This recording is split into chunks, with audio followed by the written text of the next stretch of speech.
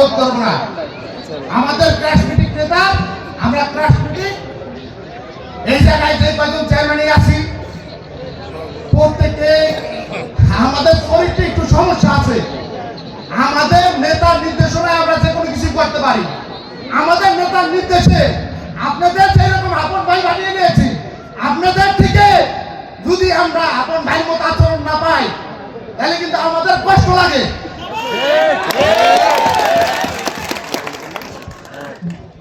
সকলকে আমাদের দলীয় ভাই বোনেরা যারা আছেন তাদের পক্ষ থেকে একটা কথা বলতে চাই, নেতার নির্দেশে আজকে আমাদের এই সিদ্ধান্ত নেওয়া।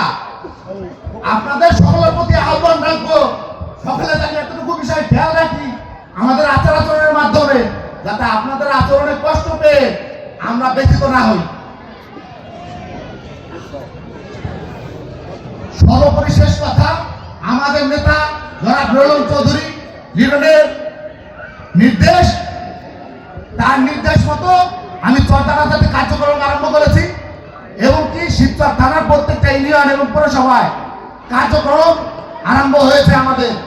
আমি আশা রাখি শিবচরে ধানের শীষে বিপুল পরিমাণ ভোট পেয়ে জয়যুক্ত আমরা করতে সক্ষম হব। আর আমার কথায় দয়া করে কেউ কষ্ট পাবেন না। আমি শিবচর নন্দকুমারে পড়ালেখা করেছি, বরামগঞ্জ কলেজে পড়ালেখা করেছি, ছাত্রদল ছাত্রলীগ যারাই আছে সকলে আমার ভাই ব্রাদার। আমাদের আচার আচরণে বিগত দিনে হয়তো কেউ ওই রকম কষ্ট পেয়েছে কিনা তা আমি জানি না, তবে পিছনে যাই হয়েছে আজকের পর থেকে সকলের কাছে আশা রাখবো যাতে